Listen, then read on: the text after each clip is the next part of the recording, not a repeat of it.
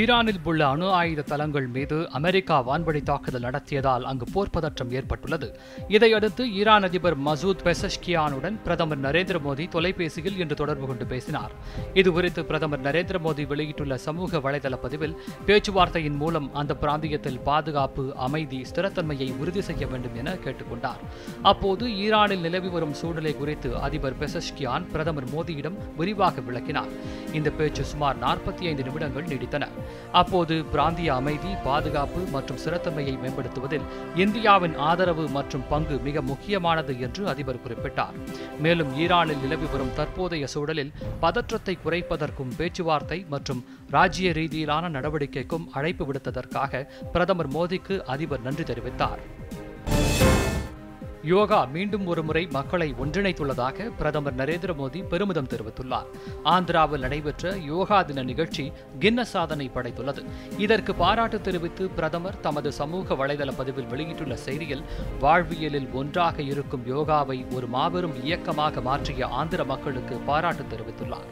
விசாகப்பட்டினத்தில் தான் கலந்து கொண்ட யோகா நிகழ்ச்சி ஆயிரக்கணக்கான மக்களை யோகா செய்ய வலியுறுத்தி சிறந்த ஆரோக்கியம் மற்றும் நல்வாழ்வை உறுதி செய்துள்ளதாகவும் பிரதமர் நரேந்திர மோடி தெரிவித்துள்ளார்.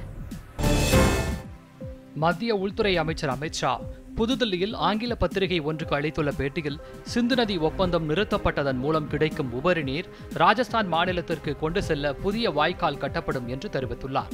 பயங்கரவாதம் எந்த ரூபத்தில் இருந்தாலும் அதனை சமரசம் இல்லாமல் மத்திய அரசு ஒடுக்கும் என்றும், காஷ்மீர் மற்றும் வடகிழக்கு மாநிலங்களில் தீவிரவாத செயல்களை ஒடுக்குவதில் மத்திய அரசு முனைப்புடன் நடவடிக்கை மேற்கொண்டு வருவதாகவும் அவர் தெரிவித்தார்.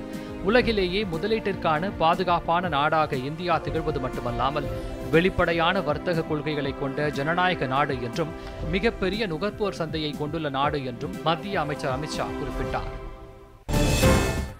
சத்தீஸ்கரில் பல்வேறு நிகழ்ச்சிகளில் கலந்து கொள்ள ராய்ப்பூர் சுவாமி விவேகானந்தா விமான நிலையம் சென்றடைந்த மத்திய உள்துறை அமைச்சர் அமித் ஷாவுக்கு சிறப்பான வரவேற்பு அளிக்கப்பட்டது. இதையடுத்து அம்மாநில காவல்துறையினருடன் பாதுகாப்பு நிலவரங்கள் குறித்து ஆலோசனை மேற்கொள்ள உள்ளார். தொடர்ந்து இடதுசாரி தீவிரவாத தடுப்பு நடவடிக்கைகள் குறித்தும் மத்திய அமைச்சர் அமித் ஷா விரிவாக ஆய்வு செய்ய உள்ளார். மதுரை பாண்டிக்கோயில் அருகே உள்ள அம்மா திடலில் ஏற்பாடு செய்யப்பட்டுள்ள முருக பக்தர்கள் மாநாட்டில் ஆயிரக்கணக்கான பக்தர்கள் தமிழகம் முழுவதிலும் இருந்து கலந்து கொண்டுள்ளனர்.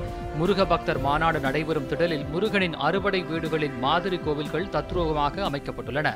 இந்த மாநாட்டில் இணையமைச்சர் எல் முருகன், ஆந்திர துணை முதலமைச்சர் பவன் கல்யாண், பாஜக மூத்த தலைவர் தமிழிசை சவுந்தரராஜன் மற்றும் பாஜக பொதுக்குழு உறுப்பினர் அண்ணாமலை உள்ளிட்டோர் கலந்து கொண்டுள்ளனர். முருக பக்தர்கள் மாநாட்டை முன்னிட்டு மதுரையில் பாதுகாப்பு ஏற்பாடுகள் தீவிரப்படுத்தப்பட்டுள்ளன. கூட்ட நெரிசலை தடுக்கும் வகையில் பல்வேறு இடங்களில் போக்குவரத்து மாற்றங்கள் செய்யப்பட்டுள்ளன. அகமதாபாத் விமான விபத்தை அடுத்து இந்தியாவில் விமானங்களின் பாதுகாப்பை வலுப்படுத்த முக்கிய நடவடிக்கைகள் மேற்கொள்ளப்பட்டு வருகின்றன. இந்நிலையில் சிவில் விமான போக்குவரத்து அமைச்சகம் வெளியிட்டுள்ள அறிக்கையில், சர்வதேச சிவில் விமான போக்குவரத்து அமைப்புகளுடன் இணைந்து விமானங்களுக்கான பாதுகாப்பை தணிக்கை செய்ய முடிவு செய்துள்ளதாக அறிவித்துள்ளது. இதையடுத்து முக்கிய விமான போக்குவரத்து நிறுவனங்கள், தனியார் விமான சேவை வழங்குநர்கள், விமான பயிற்சி நிறுவனங்கள், விமான பராமரிப்பு நிறுவனங்கள் ஆகியவை சிறப்பு தணிக்கைக்கு உட்படுத்தப்படும் என்று தெரிவித்துள்ளது. தணிக்கையில் பாதுகாப்பு குறைபாடுகள் ஏதும் கண்டறியப்பட்ட 90 நாட்களுக்குள் சரி செய்யப்பட வேண்டும் என்றும், இவற்றை கடைபிடிக்காத விமான போக்குவரத்து நிறுவனங்கள் மீது அபராதம் விதிக்கப்பட்டு அதற்கான உரிமம் ரத்து செய்யப்படும் என்றும் சிவில் விமான போக்குவரத்து இயக்குநரகம் தெரிவித்துள்ளது. மாற்றுக் கட்சியினர் அஇஅதிமுகவில் இணையும் விழா அக்கட்சியின் பொதுச் செயலாளர் எடப்பாடி பழனிசாமி தலைமையில் நடைபெற்றது. சேலம் புறநகர் மாவட்ட அஇஅதிமுக அலுவலகத்தில் நடைபெற்ற நிகழ்ச்சியில் காங்கிரஸ் கட்சியைச் சேர்ந்த 400க்கும் மேற்பட்டோர் அக்கட்சியில் இணைந்தனர். இந்த நிகழ்ச்சியின் போது புதிதாக கட்சியில் இணைந்தவர்களுக்கு பொதுச் செயலாளர் எடப்பாடி பழனிசாமி கட்சியின் துண்டு அணிவித்து வரவேற்று வாழ்த்து தெரிவித்தார். அப்போது அவருக்கு அஇஅதிமுக தொண்டர்கள் வெற்றியின் அடையாள சின்னமாக வேல் வழங்கினர். முருக பக்தர்கள் மாநாட்டில் கலந்து கொள்வதற்காக மதுரை செல்லும் முன் சென்னை விமான நிலையம் வந்த தமிழிசை சவுந்தரராஜன் செய்தியாளர்களை சந்தித்தார். அப்போது பேசிய அவர், இந்துக்களுக்கு வாழ்த்து சொல்லாதவர்களுக்கு இனி தமிழ் மக்கள் வாக்களிக்க மாட்டார்கள் என்ற நிலை உருவாக வேண்டும் என கூறினார்.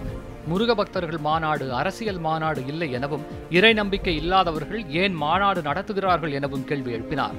நடிகர் ரஜினிகாந்த் ஆன்மீகவாதி என்றும், மாநாட்டில் பங்கேற்காதவர்கள் ஆன்மீகவாதி இல்லை என்று அர்த்தமில்லை என்றும் தமிழிசை சவுந்தரராஜன் தெரிவித்தார்.